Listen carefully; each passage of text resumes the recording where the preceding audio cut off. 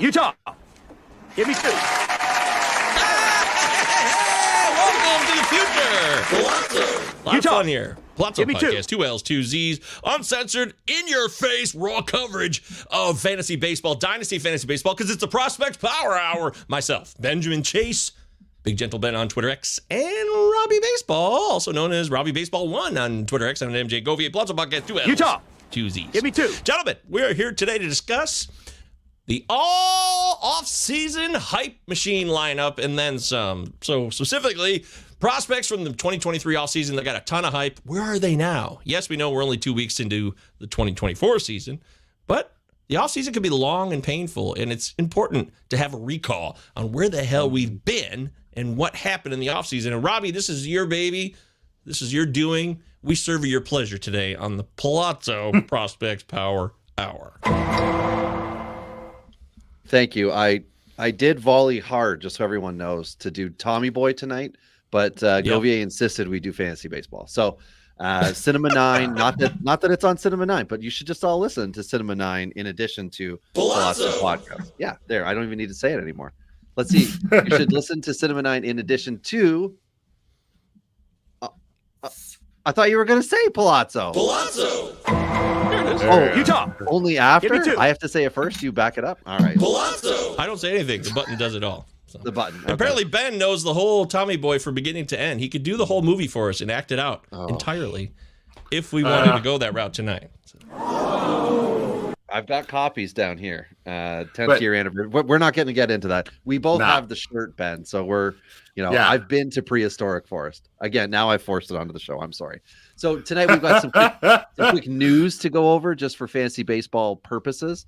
And then we're going to very quickly discuss a couple of the call-ups. Put that coffee down. No coffee tonight. Beer only, apparently. Both gentlemen. What do you got, Ben? What are you drinking there? Guinness. Extra stout.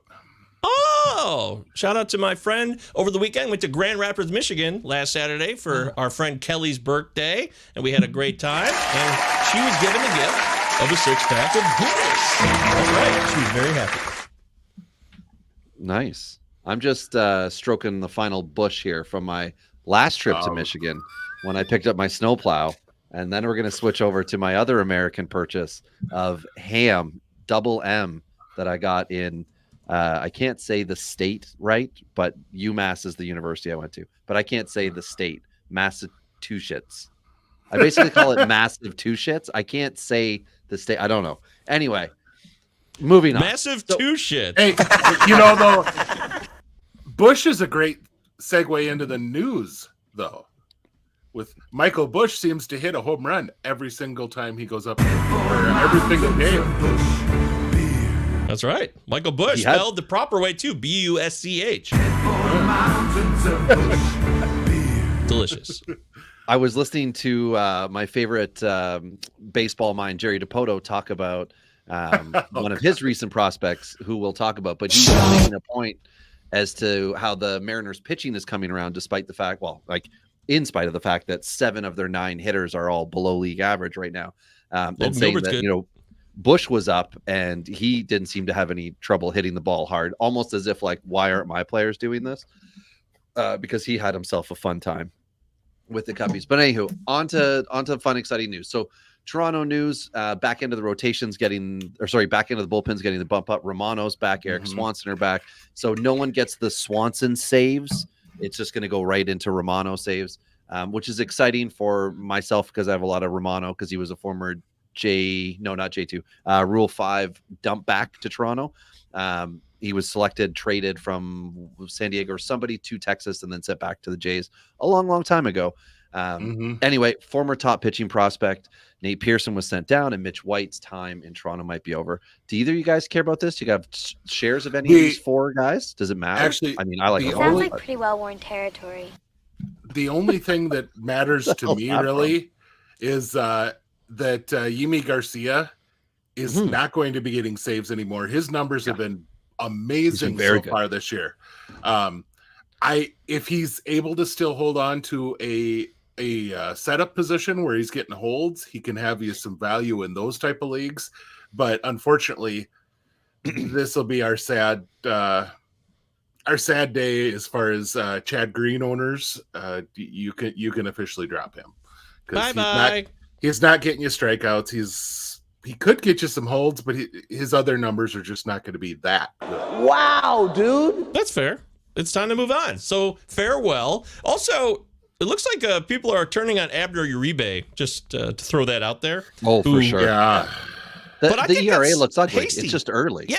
Absolutely. But he struck out the side in Cincinnati a week ago. I mean, it's not like he's a total disaster. I think it's hasty to bail on Uribe right now. I really do. It's He 100% what have you done for me lately?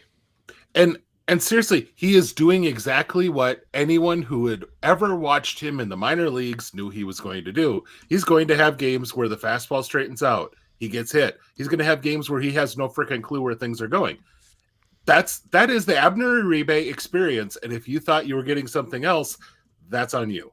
So, Okay. Yeah. Well, I told some guy, I did, by the way, and I'm starting this now, and maybe I should tell you guys we should all participate, but I'm doing AMAs on the Fantasy Baseball Reddit, which is a dangerous place for some. Not always kind, but I will give a lot of people credit for participating on Mondays. And every Monday at 12 noon Eastern, the Plutzo Podcast will be on live, at least I will be, doing an AMA on the Fantasy Baseball subreddit. And in that subreddit this past week, someone asked me, Abner Uribe, should I hold on to him or move on? And I said, hold on. Hold down the fort. This was in head-to-head cats. I don't regret saying it. I still stick with it.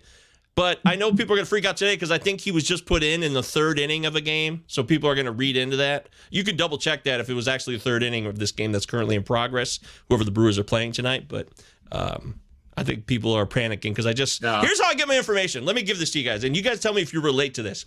I leave work. I see a notification that somebody says in my Twitter DMs, Abner Uribe in the third inning. And this is from Matty Davis. Shout out to Matty Davis, Matty Wood, who knows his shit. Good player. And then just now I saw in my home league a notification on my phone that says Hardball dropped Abner Uribe and picked up Joel Pamps. That's how I have my information. But that's how I get it. I don't even go to a website. I don't get it from anybody else. I'm strictly operating on phone notifications. Uribe came in the fourth inning after the first start of the year for Robbie's favorite lefty, William Miley. Oh, God. And so they knew he wasn't going to go the full route.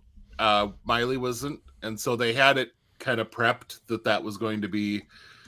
But he's getting a second inning right now. And that's what's kind of interesting to me. Right now, he's got through a one inning, but he's kind of getting tagged a little bit in this inning right now. So hasn't given up a run yet, but we'll see. Well, real quick, and then we'll move on to more exciting, disappointing baseball players.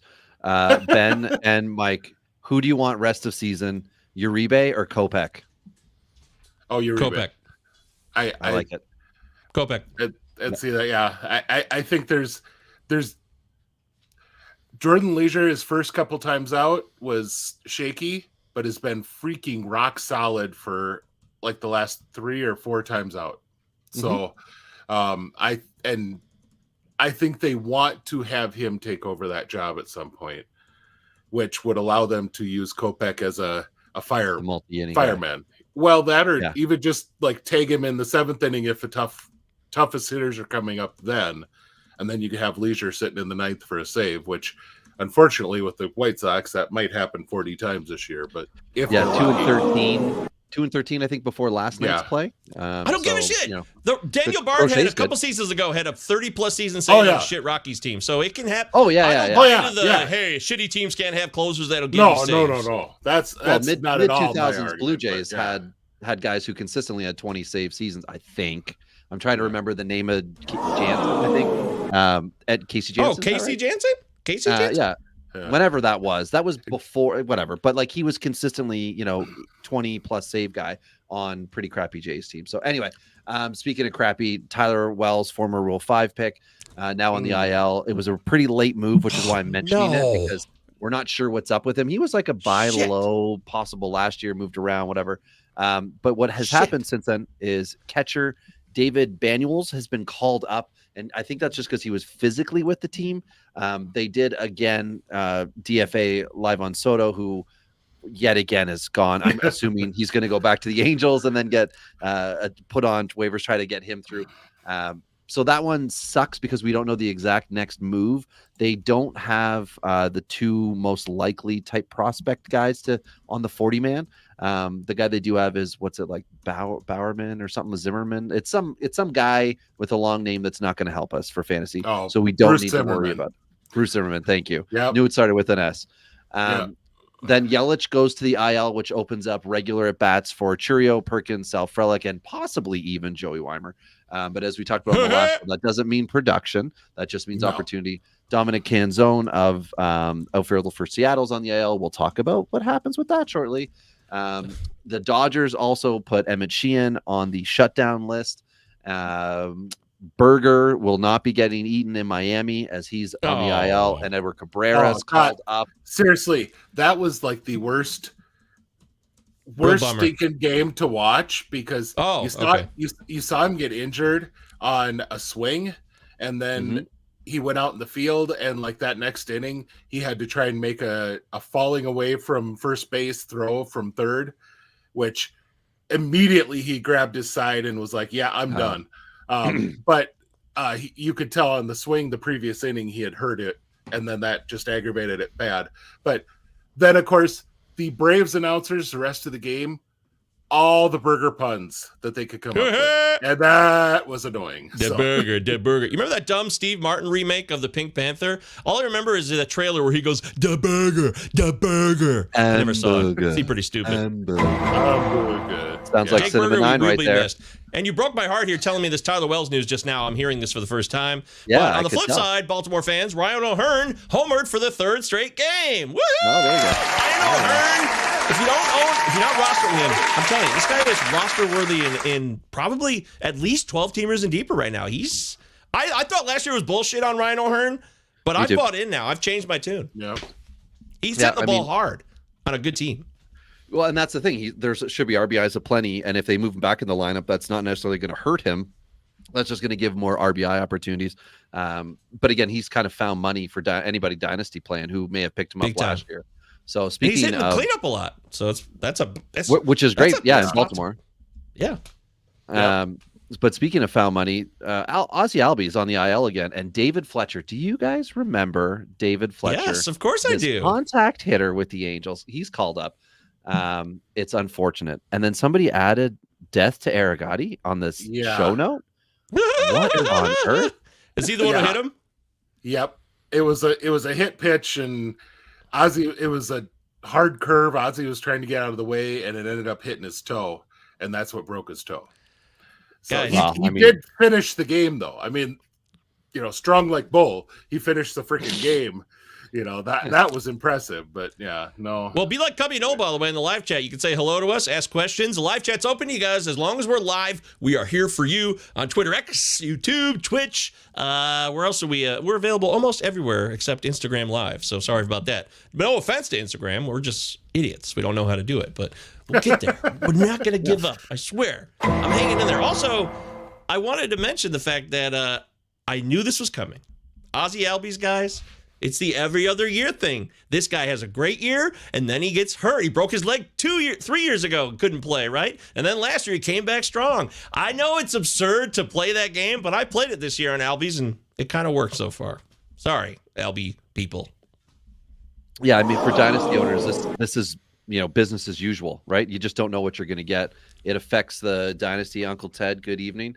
So maybe you're like, you know what? I'm okay at second base, even with Albies gone. But you know what I could use? A horrible outfielder. Enter Tommy Pham, who's now inked a deal with the White Sox. He was fine last year. He was fine. And we know that he's a big fantasy footballer, so we probably appreciate some guys talking about him in fantasy baseball. Although I don't know how the White Sox are going to be able to make him relevant. They're going to have to go on a run to be fun and exciting. Tyler Fitzgerald, if you need steals, says Uncle Ted. Okay. What about a player with playing time? Because is Fitzgerald regularly getting at bats, or is he coming in seventh inning and beyond? Because Nick Ahmed just keeps playing baseball. So also just got to get this out. Spencer Strider, along with 2 of my Roto League seasons, is over. Man, where I took him in the first round, wanting to do the pitching thing, it it hasn't worked out. Bobby Miller also to the IL, which is very unfortunate because Chad is not happy. And and the bet that he had with Nick Pollock of a pitcher list, it's now void. But I mean, you can always still get inked. So, and then with the last piece of news before we get to call-up mentions, Max Meyer was demoted with Miami. And when you look at the record, why not just let him go? You know why. But you don't need to explain to you. You know. Yeah. Just let him pitch. Just let him be a major league player and have time on the roster. You know? They did the same thing with Yuri last year, though. So we know this is their MO. Well, saving him. But last year they were legit contenders. Mm-hmm. They had a chance to compete all year long, and saving Yuri for the end of the year made a hell of a lot of sense. This year, what in the heck are they saving Max Meyer for? Other than they're playing freaking games in order to make sure they don't have to pay him more money 5 years from now. That's really what this is they're costing him service time so he doesn't hit arbitration sooner. That's absolutely what this is. We're going to send him down and have him pitch 3 innings once a week. What the hell? You just had him go 6 against the best offense in baseball. What the hell? Like, no. Were they in Colorado? That's the best offensive environment. Oh, there's a difference. Okay. All right. So call-ups to God. mention. This dates back to last week, and we did. We've already mentioned Arigati, so we'll ignore that because the second start was better, but he's not on the list. So Margaretti. He's been demoted. He got demoted already too. Did he? Okay. So we'll go to Jackson Holla back to AAA already, who's 1 for 20. I only looked at his first at bat tonight where he got an RBI but was out. So he does have 4 RBIs, 11 strikeouts, 4 runs, or maybe got a run tonight. I don't know what he did. He did one thing tonight. He must have got a run. But again, 1 for 20 at the point. So I'm not suggesting he actually gets put back, but it's just he's overwhelmed with something at the moment right now. And the funny thing is, I've noticed on more than one Instagram-like place that I follow where they're now just talking about his brother. And I'm like, oh, so they've given up.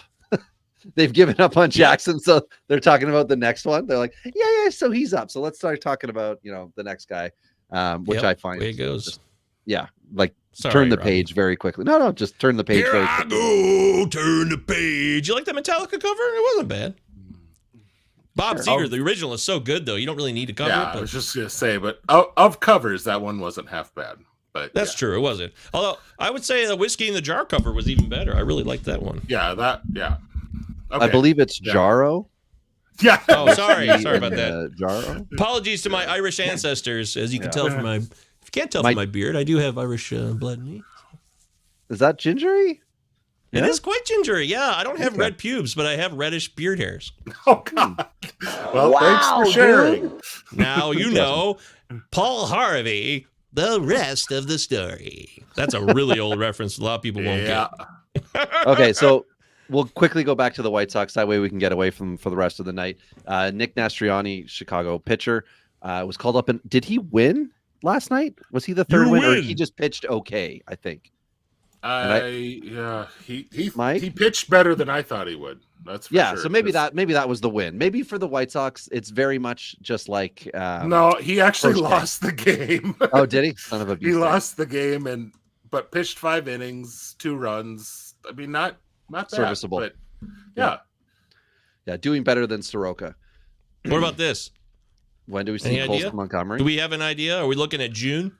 We didn't talk about that on the last one for any potential arrivals. And he will have to beat Tommy Pham in bare knuckle boxing in order to earn a spot on the White Sox roster at this point now. We're talking about Colson Montgomery for the podcast listeners. Yes. Yeah, that's right. Yeah. He will. I'd love to see that. They should do a pay-per-view of that. I mean, Jerry Reinsdorf is such a tight ass that he would do something like that because it would bring in extra cash. For Reinsdorf right? is excellent. The way in which you hate him, I love. Because you even talked about him on Cinema 9. You brought it up with like such piss and vinegar. And I'm like, let him go, boys. Let him go. Well, there's something. It's funny when you try to explain sports things to non-sports people.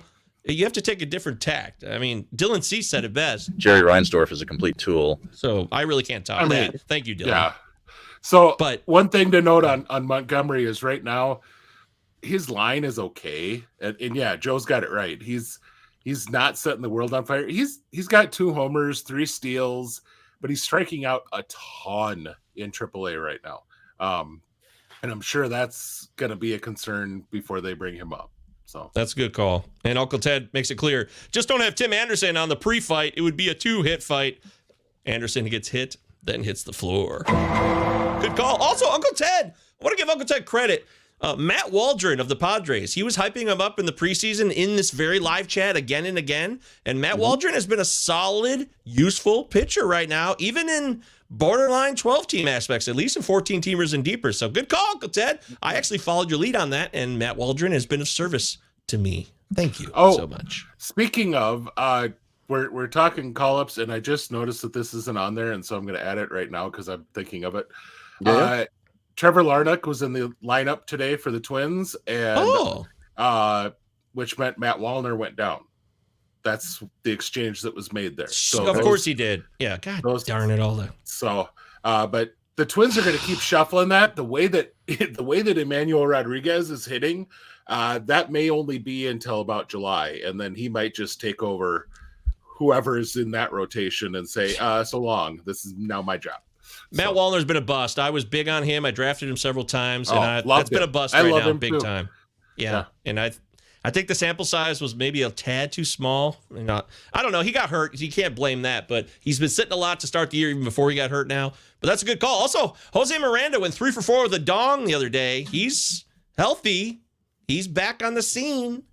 I'm interested in Jose Miranda, and you all should be too. And you know what else you should be interested in as we move into the next segment here? Robbie's got us covered here. Live the Baltimore Podcast, 2 L's, 2 Z's.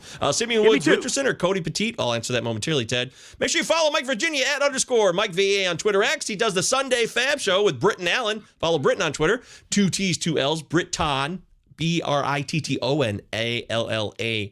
Britton Allen should stick to fantasy baseball. He tries to stick fantasy baseball. He can't always do that. But make sure you check out the Sunday show. It's a lot of fun. We got this show every week, the Prospects Power Hour. We do the Sunday Fab Show. Get your waiver wire set up for the coming week. And, of course, the Friday Boza Show. We got all kinds of fun stuff here on the Palazzo Podcast. Palazzo! It's a good time. We're on a roll here, and we're getting closer to 1,000 subs. So thank you, guys. Keep the subs coming. We're getting there. We're getting so close.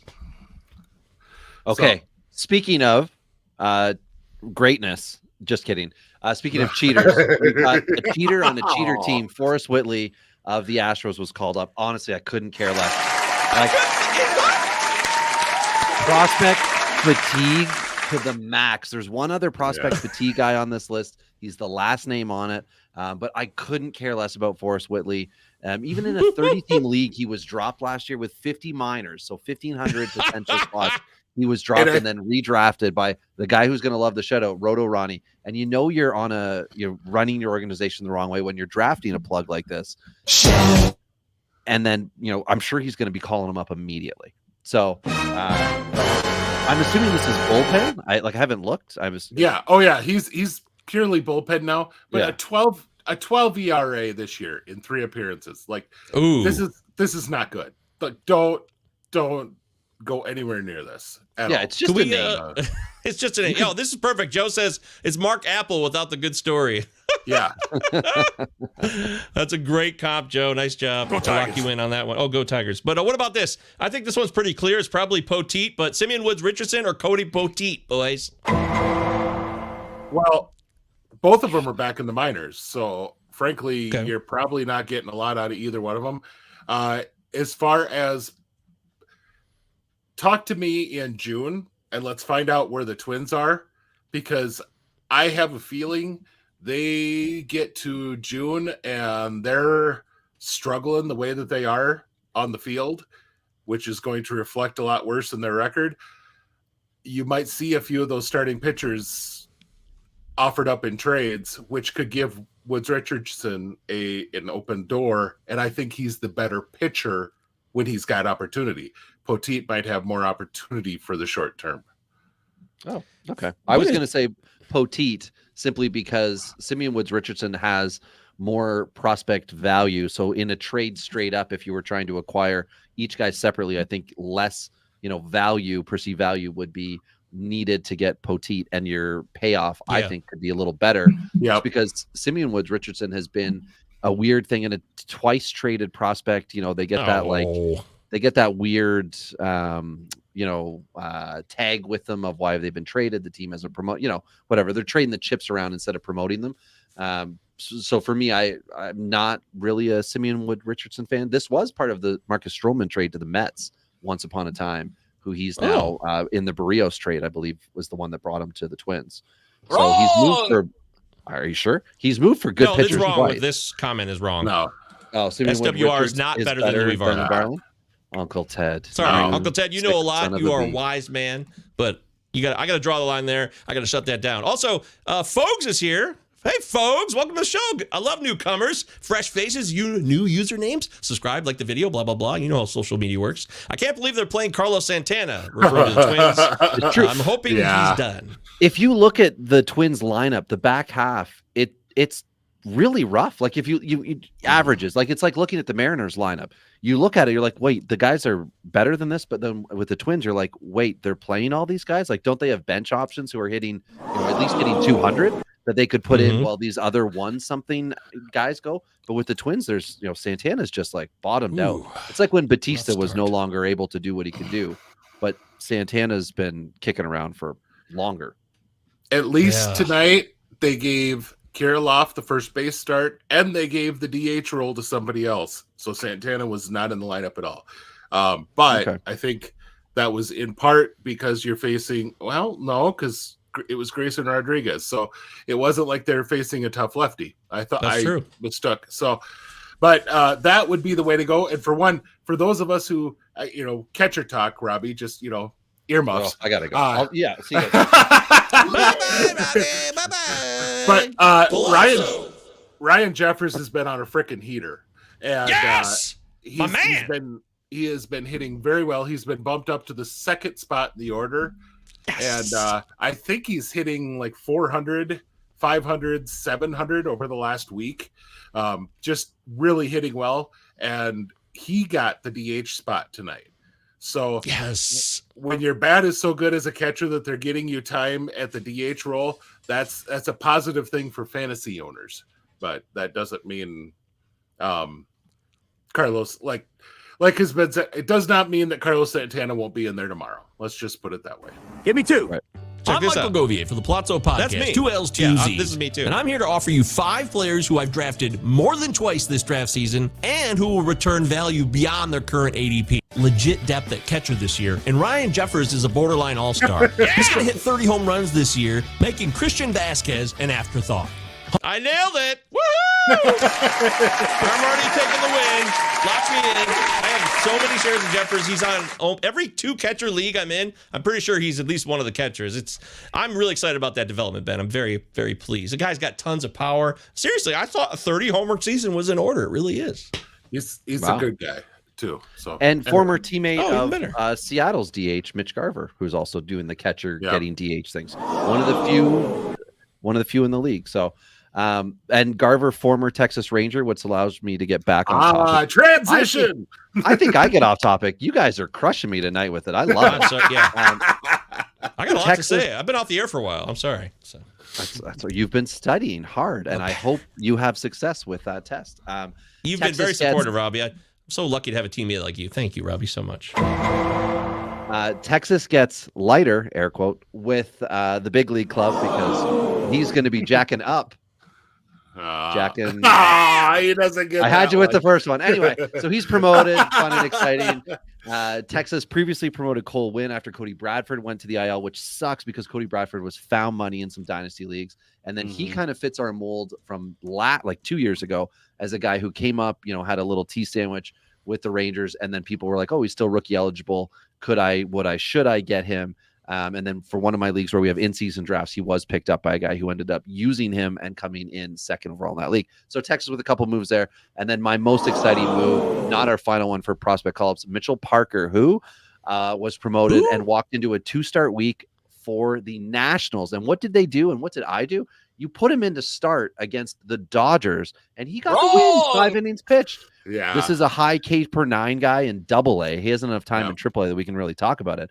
but that's great. And like, why not have a team like the Nationals with pitching troubles? Josiah Gray never got it right this year, then got hurt, and other such negative things. Have a highlight guy like Parker who could come up and be the, fun guy that everybody wants to get behind. Take it as you will.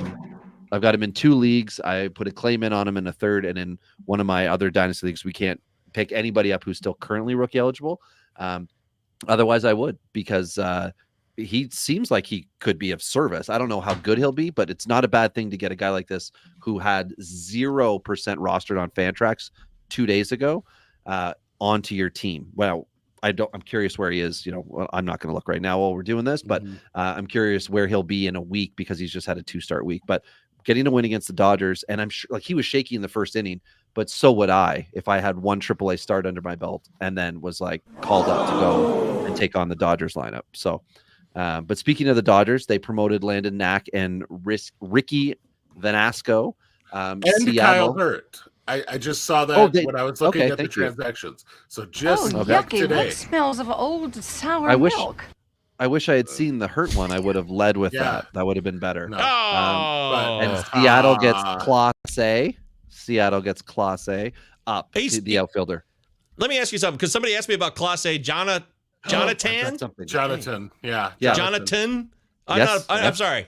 I don't abide by that name. I can't. There's no H. Yeah. Just call him Johnny. Yeah, come on, man. We're this like pronouns? You're not gonna do it? I didn't say that. That's different. I do think, when it comes to trans people, we should support them and let them be equal to everybody else in the world. That's an obvious one. But when it comes to Jonathan with no H, that's where I draw the line. And I guess I'm breaking. Okay, fair. That's fair. Yeah. I will make sure that we don't get too much negative fan mail, because, Lord knows we got to get that bucket completely emptied, Govier. We got too much of it right now. But Class A is from the Dominican Republic, and so it's very common in Jonathan to be T with not a really? TH. So, culturally insensitive Govier.com. Wow, dude. I have been to the Dominican Republic. I've driven the same roads that Oscar Taveras perished on. It's very sad. Makes me very sad. But it was real. I thought of him a lot when I was there. I wonder if those are the same roads that Wander wandered on. Jeez. Damn it! Anyway, how did I know? So I brought it in there, baby. I brought it in. I got it in the timeouse minute 32:40. Uncle Ted has a quote, Red Foreman. Hate everyone equally. I didn't know that was Red Foreman. Red Foreman's pretty funny. I will admit that. But real quickly, I want to go back to this point up here. Is Uriel Rodriguez free money, guys? Okay, so in Toronto, in the Toronto Canadian landscape here, where, get inundated with this stuff, Rodriguez is now the second coming. So if you were at all concerned about who would be the next ace, he's right here. He's now with the Blue Jays. Now, if you are outside the bubble of Rogers marketing, this is a plug that we got no clue, because he hasn't faced high-level competition in 2 years. I don't think he pitched at all last year professionally. So we need to see what he's going to do with 50 innings on his arm. And I sure as hell would not be banking on him as plug and play right now.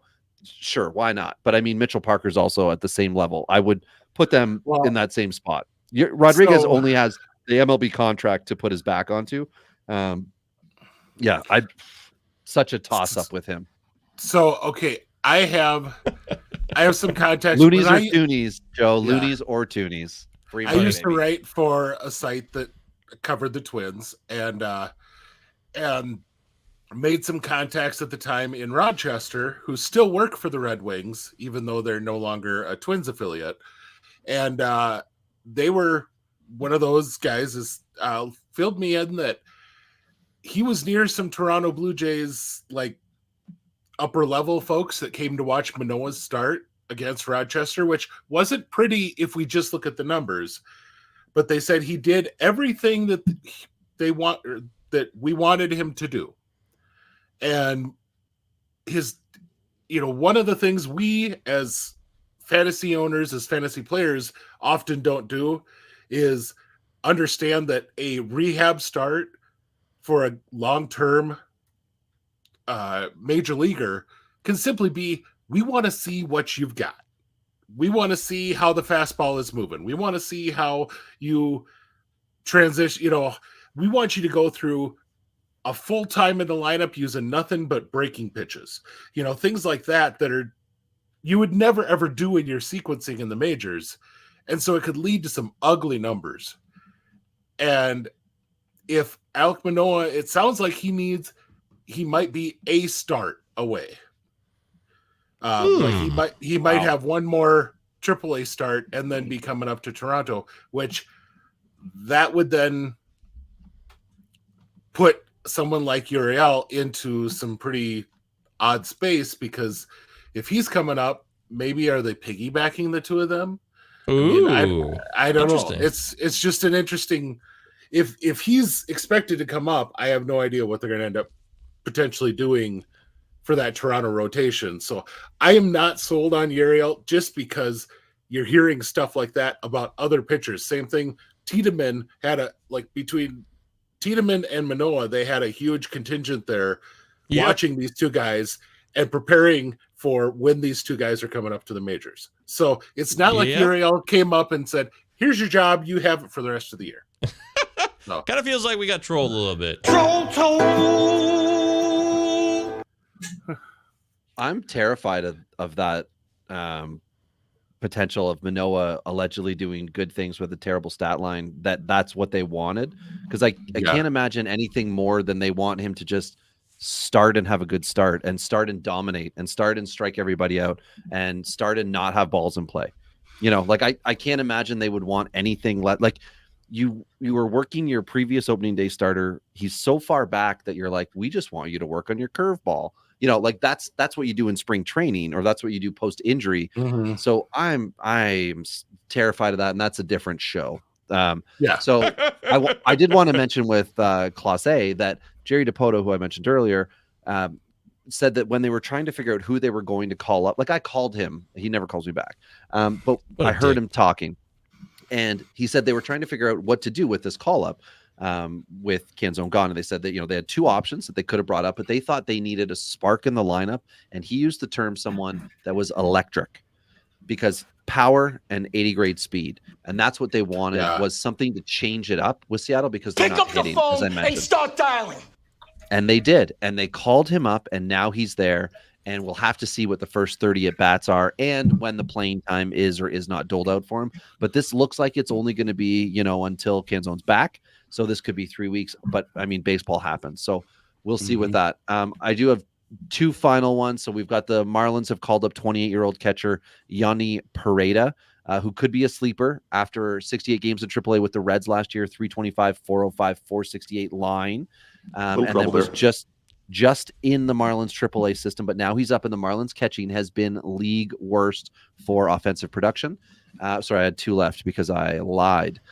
Chicago Cubs have promoted longtime outfield prospect, the second guy with prospect fatigue, Alexander Canario, who did come up last year, but then went back down. And he didn't get to play when he came up. It was an odd call-up.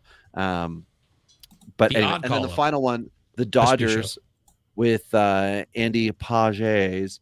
I've seen him have live. Called him up. Yeah. So the Dodgers have taken Pages out of the other clubs mentioned, and they promoted him. I saw him get whacked with the pitch, in the head, right in front of me at Arizona Fall League, and he stayed the game. He was okay, but it was really scary. It was right there on a Friday night, I believe. It was intense. The sound of a ball hitting a helmet is a very terrifying sound.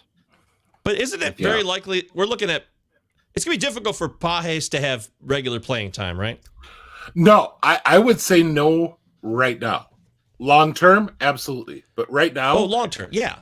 Yeah. That's what I mean. But Chris Taylor is crap right now.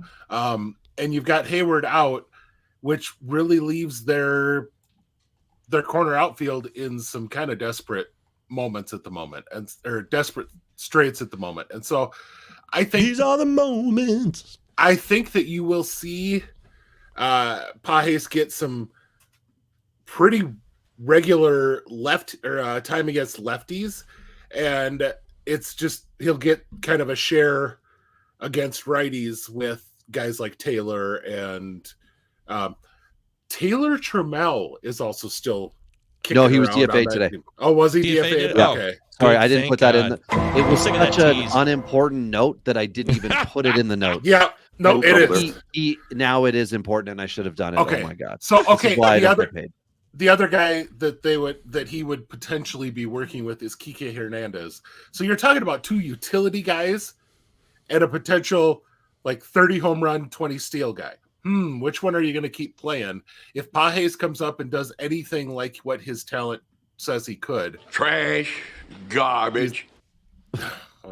Well, Ben, I what didn't say I that. what I will That wasn't say me. is That was an old man. what would 29 teams normally do? Would they play the old Wow. wily veteran, or would they play the potential upstart guy? Well, we know what the Dodgers would do, and that's Kike Hernandez will get every Yeah. opportunity to earn those at bats. Which What will would just Brian frustrate us all. Boitano do? That's what you should really ask yourself, Oh Robbie. my gosh! Yes, because That's a classic. Yes, Oh it my is. God. Also, Uncle Ted says Pages is playing with no Jason Hayward, and he's been raking. That's a good point. Yeah, Jump in the he live has chat been. and tell us how we got it wrong or what we're missing. Robbie, are we ready to move into the lineup yet? I'm just asking for the show. Absolutely. At minute 41, we're ready to move into hype lineup numero uno. Palazzo Podcast, 2 L's, 2 Z's. Utah. We're live. Give me two. Big Gentle Ben on Twitter for Ben. Robbie Baseball 1 for Robbie on Twitter X, and MJ Govier. Of course, our other fellas, Britton Allen, Mike Virginia, _ Mike VA. Who else am I missing? Oh, that Sam guy, Sam Wershing, Sam FBB1 on Twitter. He's awesome. He's a really great dude. So let me play this intro for 2023 offseason all hype machine lineup. It's short, but lovely. Cool, look at that video. Oh, who's that stealing second? Can you guess who that is? Anybody? No.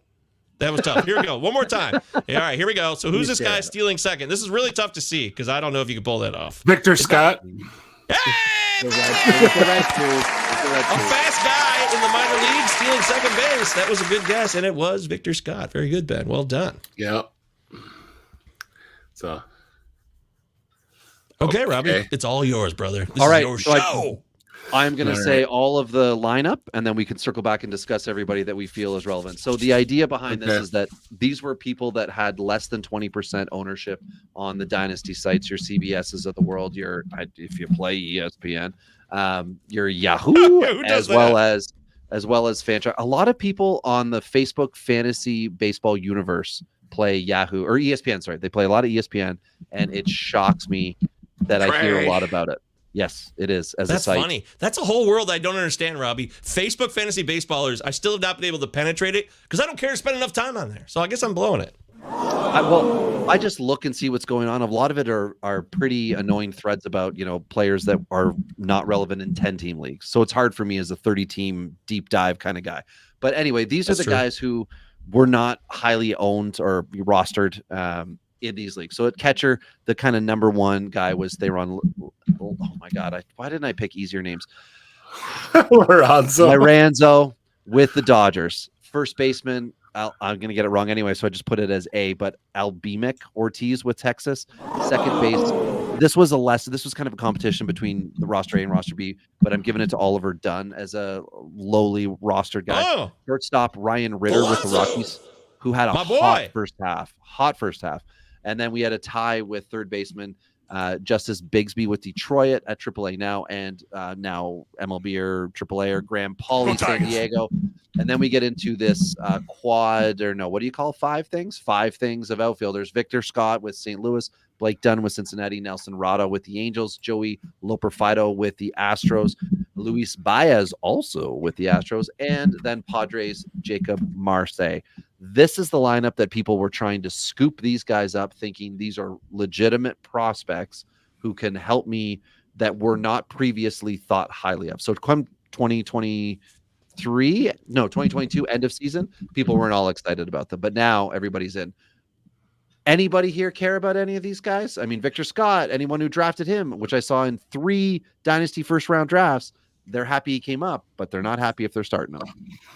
So really the only guys on this entire list, and I'm just back checking myself here, the only guys among the hitters that are actually hitting well to open the season are the ones on Texas clubs. Ortiz is crushing the ball. Still, the thing is, he only has one home run. But I've watched just a couple of his games, and oh my gosh, when he gets a hold of one, he's missing foul. Like, I think he is just a little too jacked up. When he sees a pitch he wants to jump on, he's not letting it travel all the way. And I've watched him hit some like 450-foot bombs that are 3 seats foul, which, that sucks when you're doing that. But yeah.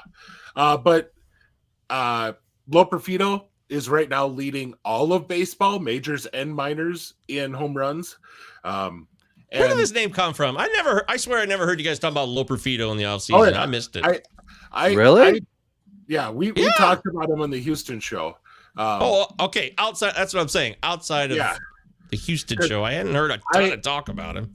I had him as kind of a borderline top 100 guy, just because he seemed like the type of player that would come up to Houston and do really well, because he could play about five positions and had really solid speed, good enough power that you thought, that's a guy that could pop out 20 every so often, but probably get a lot of doubles. And that's not scary he is at all. gearing up for home run power, and it's been incredible to watch the ball just fly off his bat so far. But then Luis Baez is the other one, and apparently Robbie's a big fan, but he's hitting well in high A right now so far. So Robbie, that one is long gone. Give us some Luis Baez love. Yeah, for sure. I mean, we did talk about him. Hey, Jamie, we did talk about him in the offseason a bit. But what I like is that this is a power. I think he's a shorter outfielder. But again, this is someone who could actually be in Houston's lineup in 2-ish years, when the time comes. And they've done a bad job, in my opinion, of promoting their outfielders and giving them regular playing time. We saw it with, we saw it. I agree. Prime case is what's his nuts that's now with Tampa Bay, Jose Siri. And then last year with Corey Julks, he was the jump up guy who was similar to this, where he was an off season 2022 to 2023. This could be a guy. He came up. They brought my boy Cabbage. Yes, and everybody. Well, we'll talk about him shortly. Oh man, the idea is to promote and play these guys, not promote and then make them your bench players. Let them play in AAA.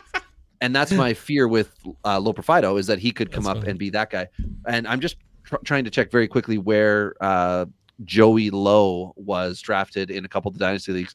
He was a 29th pick in one draft that drafted in August last year. He was a 52nd pick in our to be named later league. So 2nd round pick for us. And then the other league I would check, but we're already done talking about him. So either way, but Baez is a guy that I really like. Blake Dunn is someone who I picked in the 2nd round of that same draft a little bit later. And he's just someone who I'm like, people like him right now. He's a popular pick. I'm going to go ahead and do it. And I did pick Bigsby as well later on in that draft, thinking this could be found money because the Tigers' third base situation is by no means cemented. And of course, he could move, right? He could move it, whether that's left field or, second base. I don't know. But I liked him. And Rada was somebody we did talk about last week as well. And we're just going to see what's up with him. So he's kind of interesting. On the pitching side, if we were to set up the hyped offseason rotation, and I mean, if he was taken in your leagues, good for you guys, and yada yada, I don't care. These are the guys who were popular picks in several dynasty leagues in and around fantasy baseball land. So Chase Hampton of the Yankees, or Drew Thorpe, formerly of the Yankees, formerly of the Padres, currently of the White Sox, Carlos Rodriguez with Milwaukee, Richard Fitz, formerly of the Yankees, now of Boston. What the hell, Yankees? Tampa Bay, Yaniel Curret. I'm sure I said that right. And again, the Yankees with what's his nuts, H. Lalane. Henry. Oh, Lalane. Yeah. I could have written that in if I looked. I mean, anyway, so of those guys, I drafted Chase Hampton in a 1st round. I drafted Carlos Rodriguez top 40. I drafted Richard Fitz twice and missed out on Curret in several drafts and Lalane in every draft because one guy was like, this is an ace. and I think his build scares me more the more I look at it. But Genius. what about you guys? So Go ahead. I'm a big fan of what I've seen out of Drew Thorpe this year. And granted, a lot of folks were all over him after I think he was either the leader or one of the top 5 guys in strikeouts in the minors last year with the Yankees. But he took another level as far as the way that he works and sequences his breaking pitches, and it's allowing the change. His changeup is absolutely an elite pitch, and it's allowing the other stuff to play up around it because he's using the breaking pitches better. He did a lot of fastball changeup games last year, and he's using the breaking pitches a lot better. He looks like a future, like middle of the rotation type starter, and looks really good so far. Hampton and Lalane are 2 guys. I love what Lalane looked like last year in the small views I got on him, but he's not pitched yet, and neither is Hampton. So you really don't have any looks at him yet. But the one who's really stunk it up is Carlos Rodriguez, which is kind of sad because I think he might have had a chance to get some time in Milwaukee had he come out really pitching well. So that's a shame. Oh, When yeah, I it is looked a at shame. him What'd she say? last week when we were lining stuff up, I'm trying to pull it up now as I delay, but when we looked at it, he had decent Ks. Yeah, so he's got 17 Ks and 12 in the third innings pitched. But the whip, 1.865, and the ERA north of 8, not ideal from AAA. I mean, to Ben's point about Manoah earlier, maybe he's just working on stuff. Maybe he's just working on stuff, and it's okay. And Milwaukee, no, he's not. He's not pitching well, but he is overwhelming some of the hitters at AAA. So hopefully he can get it right because he's important to a lot of us dynasty guys out there. And redrafters, he should be one of those mid-season guys you could hope for a strong second half out of because he did pitch enough last year that he's not in trouble of he'll be shut down. So stay out of trouble. Yeah, and Fitz is another guy who could potentially come up, but Big Boston, Richie Fitz. I think Richie Fitz is the right way, especially for Ricky for Fitz, Boston. American Beauty. You remember that movie? The next door neighbor was called American Ricky Beauty. Fitz, and Kevin Spacey would be. I know Kevin Spacey's canceled, but he's in the movie still, and he's all stoned. He's like Ricky Fitz, Ricky Fitz. You are very excited about that. Good on you, man. Enjoy that. I didn't get the response from Robbie I was hoping for. He brings up movie references, and then I do it, and I get nothing. So I feel like I failed you there. I'll do better next time. Actually, a reference from that movie featuring Ricky Fitz. Thank you for teaching me. Don't give up on me, Dad. After the father beats his own kid's ass. And he that is acted so poorly in that. Not to dive into the movie, but that just seems like they had to do it 19 times, and he had nothing left. And they were like, we need one more take. And that was the one they used. So anyway, well done. On the pitching front, a lot of the draft, a lot of these guys I saw in first round picks, Ortiz with Texas was a first round pick in at least 2 drafts. Victor Scott was a first round pick FYPD? In just prospect drafts. So not first year specific. This would be not excluding FYPD because just there's only clarifying.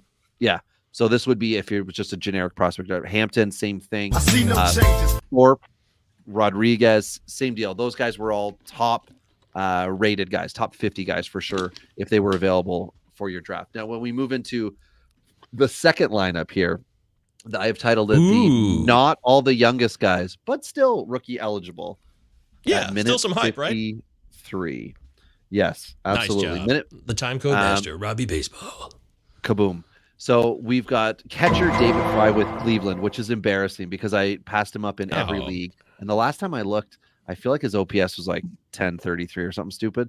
And come on, he's played like 3 games. That's exactly. You don't want to roster this guy, but when he doesn't get out, it frustrates you. Noel Shanwell was another one. Now, yes, he's a catcher for sure. And he did have multi-position eligibility. So if you play on Yahoo, he's probably eligible everywhere. But on the rest of the sites that are credible, look at the average, 304 right now. So you're dissing Yahoo, but I still love Yahoo, but I also can laugh at you. Yeah, Yahoo's a generic site that a ton of people play on with. My home league's on Yahoo, so I like to crap on it because I say, why can't we move it to Fantrax? And then everyone else in the league is like, shut up. and then I'm like, come on, and then they tell me to shut up again. I've been there, dude. I've been there. I will say, I'm though, 2-0 in that ESPN league right is now. worse. 2-0. 2-0. All right. ESPN is still worse than Yahoo. I don't care what anybody says. ESPN is the bottom of the barrel of all platforms, and I'm locking that in. So Nolan Shanwell, who was drafted last year, but he was also promoted. So he falls under the, young, but he wasn't like highly sought after because he was drafted last year. So he falls there. Second base, Davis Schneider. We'll definitely get into him. David Hamilton's the shortstop I picked with Boston. This is essentially Govier's draft in the one dynasty league we're in together. More than one. All of my dynasty teams, really. Third base, Ignacio Nacho Alvarez. I just put this on here for Ben because I figured he wanted to talk about him. And then the outfield quad of Wilyer Abreu with Boston. I'll give him his own line. Why not? Even though, fuck the Red Sox. That's very nice. Wade Meckler, who was super popular until he got called up with the Giants. Yes. And great season until he got called up. And then people were like, I don't know about him. Outfield, Jacob Hurcher-Booty with Cincinnati. Yeah, that's dumb. There's a whole story there about my team in our league, which is stupid. And then outfielder Trey Cabbage, who was with the Angels at the time of all these offseason moves, and then he was traded to Houston, and it actually looked better for him with the trade. And then he was, demoted, whatever. I put demoted. But so anyway, of these guys, Fry is like frustrating. But I'd love to hear your thoughts and feelings and emotions about the rest of these guys.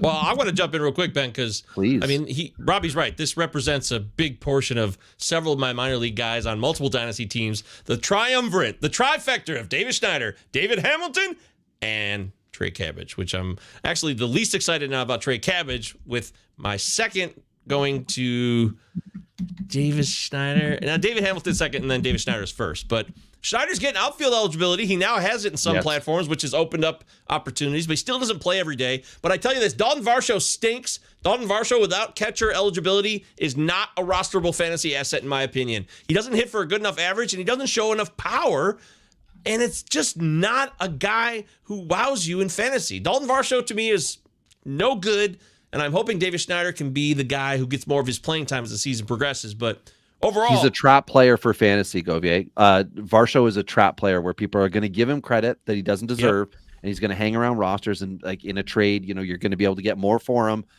than you will from him. He's 100% trade guy, and Schneider, with the OPS potential, the power potential, is just a better player. Nailed it, Robbie. Nice job. Ben? So I want to say that I know how much you love David Hamilton, and Wilyer Abreu is getting some time. But one of the guys not mentioned on here that was a Boston guy and getting lots of love ahead of the season was Ceddanne Rafaela. And he's now getting time both at short and in center field. And it's been a slow start offensively, but he's flashed some impressive raw speed, and then plus the guy can turn on a ball and would be someone you would maybe expect to get 15 home runs or more. Tough start. But he hasn't been good. Here. But defensively, Julio Rodriguez has also been terrible, Ben. Like Julio has been terrible. JP Crawford has been terrible. I think they'll be better. Rafaela, it will definitely get more playing time than Hamilton. I'm not sure what Hamilton has done to not deserve regular playing time with the Red Sox, because he just seems like the guy that if you put him in to start and he gets on base, he'll probably steal it, but they're really holding him back. It seems like that to me anyway, which is fine because I want the Red Sox to lose. Which helps Hamilton's situation. He's playing almost every day. Like, Story's toast. The opportunity's there. It's just a matter of earning your position, which when you drafted Hamilton, he did not have playing time certainty because of those blockages. Schneider, it kept going down by the weeks as Toronto would sign another scrub and another scrub and another scrub. It got a little scary. And then, like you said, like Rafaela was more of a 2022 offseason, 2023 acquired guy who everyone's like, oh yeah, this guy's going to be a stud. And now it's more like, what is he going to be? Like you said, the potential is there. But is Boston going to give him the position, or is someone like Wilyer Abreu going to chip away at it a bit for him? And that's the thing. I think right now, I mean, the other thing is Raphael is also playing second base some too. So, but defensively, depending on He's what like the site you're Mookie on, Betts of the Red Sox. yeah, there you go. That's Oh, fucking wow. stupid. No, That's but putting it mildly. seriously, he is. I guess it's not on BREF. I can't remember what side I saw it on, but they already had him for a full defensive WAR this year. Oh, really? Yeah. Jeez. Okay. I mean, when you watch him in center, he's absolutely a natural out there. It's a lot of fun to watch out there. Florence Nightingale over here and play a little defense. Yeah, there you go. A little defense. That's a deep cut. This is no way could guess this movie. This is too difficult. Florence Nightingale over here and play a little defense. That's a tough one. But Oh man. But I will say one of the things that a lot of folks like Nacho coming into the year. Nacho came to spring training in a lot better shape than he has. I mean, not that he was ever in bad shape, but he really worked on his conditioning because he wants to stay at short. Yeah. And so he's already got 5 steals this year. I mean, he's a high instinct sort of guy, but with the improvements he did physically, that speed is really playing up on the bases. And that could be an asset. I previously thought, he's going to be a high contact, high OBP guy that might be more of like an Omar Infante type that gets, 10 homers, 10 steals, that type of stuff. If he stays in this kind of shape, I think he could steal a lot more bases.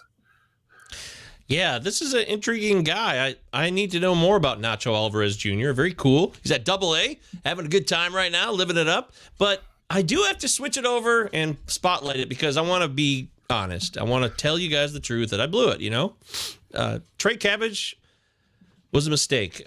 He put up a really good line for his AAA effort at Salt Lake City in 2023, which makes him look like he's a stud. And he had moments with the Twins, too, in the minors, but he doesn't hit the ball that hard. And I got to be fully honest here. Full transparency in case I didn't give enough of it to everybody. That's putting it mildly. I remember, I think around like March 18th or so, looking at Trey Cabbage's StatCast and his hard hit rate and being very disappointed and having the sudden realization wash over me, despite all of my promoting of Cabbage in the offseason, that I knew Trey Cabbage is not who I thought he would be. Yeah. Even ending up in Houston and getting an opportunity. Nope. He's just, he misses too many bats. He doesn't hit the ball hard enough, and he can't be consistent. So therefore, he can't be a regular major leaguer. And I'm definitely having to say goodbye. Trey Cabbage. So long, Trey. So does that mean you're going to cut him, or does that mean I can get him? Oh, you can trade for him for sure. Yeah, come get him. Okay. I'm not going to cut him, but I'm staring at my roster. I will send you because Trey Cabbage is hitting 313 right now in AAA. I'm sure he is. I was going to say some guys might only be AAA perfect, and some guys might need the right situation. I don't know if Houston, like I said, with outfielders is the right situation. But I will find someone whose name you may recognize that you might just hit accept on the trade, and we'll see what happens. Okay, cool. Let's make it happen. Because you're sitting 24th in that league, and I'm 25th, and I'm 20, whatever. Yeah, we're both 0-2. I ran up against a team that put up like the most points in League One or in week 1, which was terrible for me. I need time to pass. I got Scherzer and Romano that I need in my line, which I guess I can put Scherzer in or Romano in for the weekend. But anyway, we'll talk about that after. The pitchers from this, these are the guys again who may have had a little bit of time or may have been like their next man up. We were excited about them, but we were not thinking, here come the aces. We have Will Warren, freaking Yankees. Will Warren with the Yankees again. They do a hell of a job hyping their guys up. Mitch Spence with Oakland. Now, this was strictly related to the fact he was a Rule 5 pick and looked to have a rotation. And a former Yankee. My God. There you go. Takeo Roby, who I'm pretty sure I spelled Takeo wrong, but I don't care. Oh, you totally did. St. It's Louis. Tekoah. And I know that from our St. Louis Next Big 3 episode. Check that one out. We got all 10 I think I was episodes on that one. In a playlist. You both were on it, and it was a great show. Check out our Next Big 3 2024 edition playlist. 10 episodes, 30 teams. Awesome Prospect Fest. Yeah. So Takeo Roby, Keaton Wynn with San Francisco, who we did get a little bit of discussion about the effectiveness of the slider, et cetera, with him. Could be good. Sawyer Gibson-Long, who I think had a little bit of time last year. But right forearm tightness, he didn't get on this year. This right forearm tightness is scary. He had a double-digit strikeout game late last year that got everyone hard. Okay, there it was. That Jacob Lopez, who also had a little bit of time with Tampa Bay last year, and that was like mop-up duty, but he started with the mop-up. Noah Davis with Colorado, who was depth chart related excitement for people. Like, this is a prospect I could draft late who could play, but it's Colorado pitching. Like, I know the state of your dynasty team when you're doing this. I do it too. You're just looking for potential, but that park, Coors, will kill him. But Davis wasn't good in AAA last year, but still seems like he's very high up on the depth chart to come up, but he'll get eaten alive, very much like the last guy, Bowden Francis with Toronto, who it has not gone well with him in the Blue Jays. And I believe he's now out of starting. Rodriguez, I think, is taking over. Whatever we were talking about with Manoah, the like opener, whatever scenario. It's confusing, conflicting, and upsetting with That's putting it mildly. with this list of guys. But there is, I mean, Keaton Wynn of this group, I think, is the obvious winner. But what say you guys? Will Mitch Spence has his first win, so that's exciting. Yeah. So I was looking up all these guys as we were talking. Because you're like, who the hell are these guys? No. I was just curious what the numbers say. And Ben knows everybody. Mitch Spence is the only guy so far with an ERA under 5, wherever he's at. At 2 any weeks level, into the right? season, just for the At record. any level, wherever level they're at. Yeah. And so Look at those eyes. Damn. 415. Beautiful. 415 ERA, 139 whip, 5 strikeouts in 8 2/3. I mean, he's not doing anything real special. He's their mop-up guy. But if you played all of these guys, he's the one that hurt you the least. Yeah, Hello, beautiful. that's probably true. Also, Uncle Ted on the live chat. You guys can jump in anytime. Keaton Wynn has a great whip and will break out tomorrow against the Rays. And Uncle Ted's been pushing Keaton Wynn all preseason. I was already interested in Wynn preseason. We talked about him on the Giants show. Also talked about Keaton Wynn in separate episodes on the Prospects Power Hour. Lots of podcasts. Utah. 2 Z's. Give me But 2. I was concerned because he had that elbow inflammation, I believe it was, Keaton Wynn did in the preseason, which scared me off, but he's come through that. So I guess it's party time? I mean, it's not kicked out of the rotation time, but the 0-3 start doesn't look the best. Now, his stat line, where are we sitting here?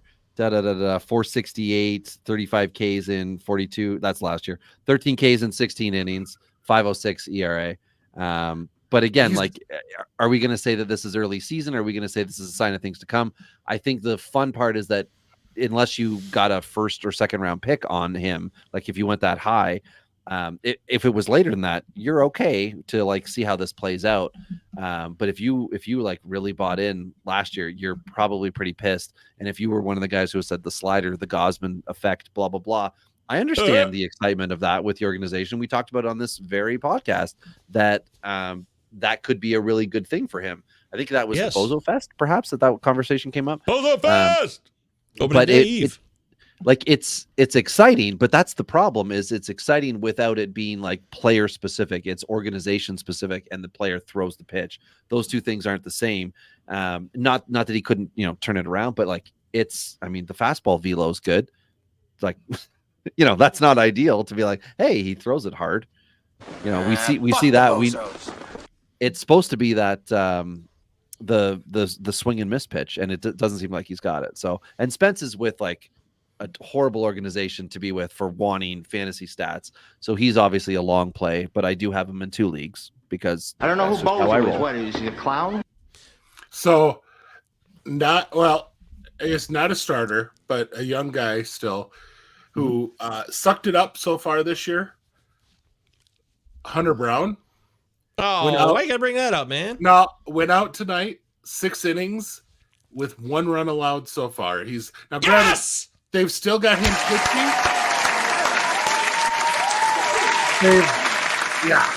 they've got him pitching in the 7th, and there are 2 base runners on with nobody out right now, and the middle of the Braves lineup coming up. But right now, that's the situation. He's only allowed 1 run through 6. But what Great news, Ben. Thank you for what that. the frick with Ronaldo Lopez? I'm sorry. I'm a Braves fan. I had no belief in this guy as a starter. And third game in a row, he's gone 6. And so far tonight, it's 6 scoreless with 7 strikeouts and 1 It's the walk. White Sox effect. It's the white. Yeah. It's affected Crochet and Lopez. I think it was 2018 that Reynaldo had his best pro year, if I'm not mistaken, and he was excellent in that year. And I don't remember if he faded down the stretch or was perfectly fine in September. But I was in a CBS 24 team league. And like I said about Colorado guys before, I knew my team was good but not great. I was collecting Colorado starters off the wire. Yeah, okay, so 2018. 188 innings, 3.91 ERA. Beautiful. Yeah. And that was when I think Giolito was shit. And then the next year, Giolito put it together. Went, yep, that's right.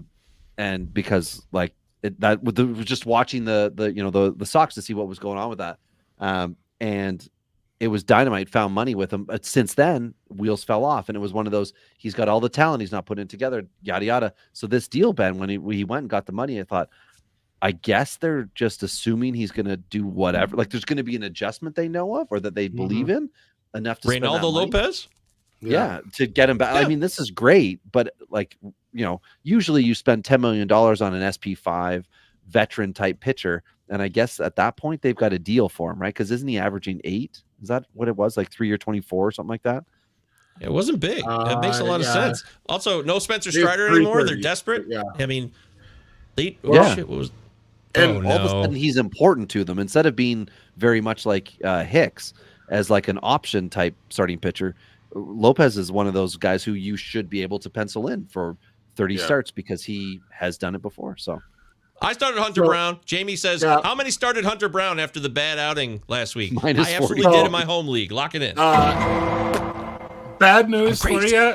Brown just walked the bases loaded in the 7th and was pulled for a reliever that I think has 3 duties. One of them is to refill the water jug. The second one is to allow home runs. And the third one is to walk batters. And so is it Abreu? No, Sean Dubin. Oh, And geez, so man. I don't have good feelings as far as because see that's the thing is last night's game, the Astros emptied the bullpen of all their normally useful guys except for and then of course Hader made it look like it was a lot more distant of a game because he blew up in the 9th, but it was like a 1-0 or 2-1 game going into the 9th. And so that sucks for me, but that's okay. Good. So but so they're kind of low on quality arms that they can use in this game tonight, and it's a 1-0 ball game. So this could be a not so dude. Yeah, this could be not a good thing for Houston Astros fans. What do you think about this? Do we know anything about Bryce Elder? Famous Jay wants to know. Yeah. He did well last year. Elder got really lucky last year, though, folks, and he did not miss a lot of bats. That's something to remember.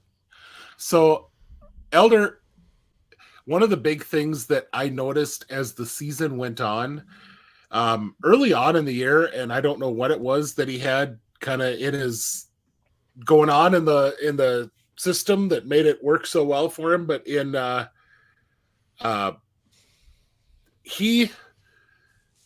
he was getting into the 6th and 7th innings, and you didn't notice any difference in his velocity. Later in the year, once he got that second time through the lineup, by the time he went out to try to finish out that second time through the lineup, we're talking he's hitting 88 tops.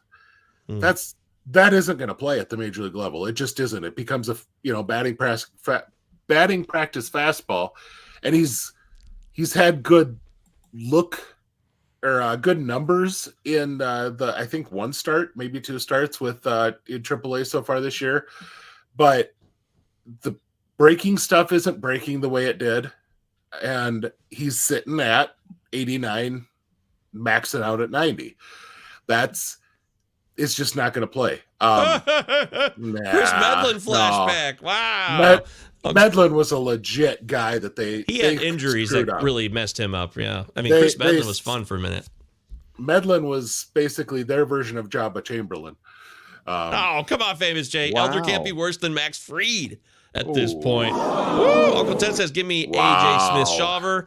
Yeah, I hear you there. By the way, who was more lucky last year, Kyle Finnegan or Bryce Elder? Discuss. Yeah. I want neither one of them on my fantasy team. So is me that neither, yeah. That's putting it mildly. Okay, I've got a question for Govier, if I may. Yeah. As a Detroit Tiger fan, I think from your shirt and everything you say, Casey Mize, are you happy with what's going on? He had a great start today. Are you pro Casey Mize, or are you of the Tiger fan base that's like, yeah, he walks too many guys. I don't care about him for fantasy. I'm down with, he hit 6 innings today, 6 Ks, solid outing. Didn't get the win, but it's a quality start. Yeah, I mean, why not?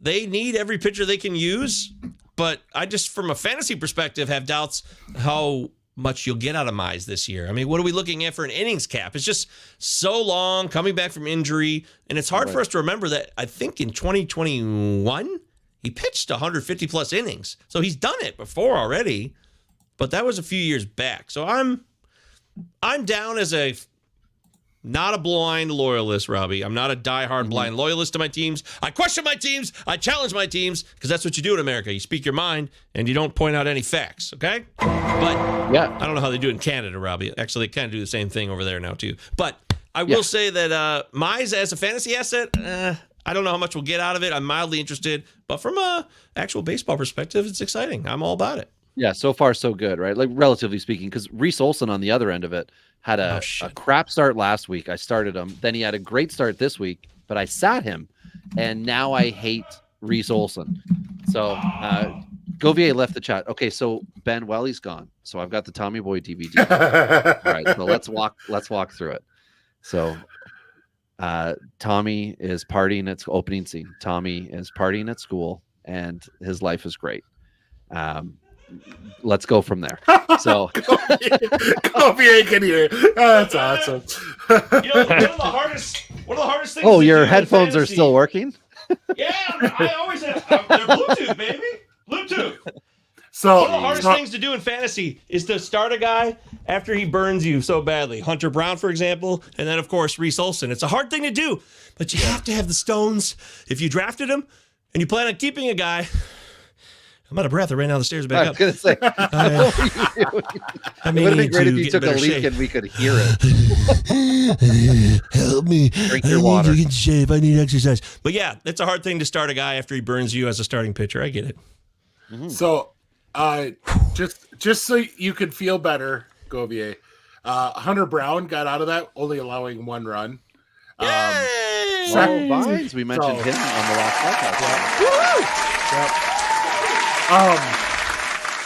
But Uncle Ted had mentioned AJ Smith-Shawver, and wanted to bring up he is really struggling. They have him working on some stuff, but he's really struggling with commanding it. He's supposed to be expanding his repertoire. He is not doing well expanding it. So far, a nice 18 ERA in 2 starts. So who gives this early, though, right? We know he's the guy. He's the preferred arm. If you're looking to stash an Atlanta starter who could come up and be a guy in the rotation, it's definitely Shawver, right? Oh, yeah. And as far as long-term, I know Jamie had asked about Dodd, Dylan Dodd. Dylan Dodd's a back-end fill-in guy that could be okay for you for a depending a matchup type of guy, but I wouldn't. Yep.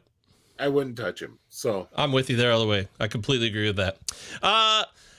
Gentlemen, anything else we want to cover here? We've done hour 20 minutes of the Palazzo Podcast. 2 L's, 2 Z's. Michael Govier, Big Gentle Ben, Benjamin Chase on Twitter, Robbie Baseball 1, Robbie Baseball on Twitter X. I'm an MJ Govier. Of course, you follow everybody else in the Palazzo Podcast galaxy.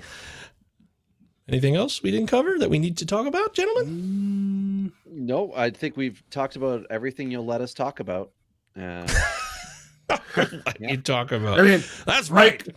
Mike Trout's amazing again. Yes! Baseball is good. Yeah, enjoy it. Let's enjoy it. It was never about it was just about the back. That was my only concern. He's still a 40 homer guy, but it was just this. I admit, I got a little bit freaked out that this back thing was going to become more degenerative and not better as he aged. And, he could still fall down this season. It could go sideways, but there's no doubt. Watching him swing a bat, it's one of the most easy, enjoyable, comforting things as a fantasy manager to have. Mike Trout hitting dongs is safe and sound for you. And if he's not on the IL, he's money. He really is. No. Not news, right? But yeah. One of the greatest players of our of any generation, but absolutely probably the greatest player of the current generation. And it's, you could argue when all is said and done, an argument might be able to be made for Mookie Betts, but he has a long ways to go to catch the lead that Mike Trout already has. And that's yeah. I mean, I'm it's so just pissed. we were so blessed to be able to see that talent, and I did not want to have his career finish out the way that like Albert Pujols did. Right. You just wanted to see around.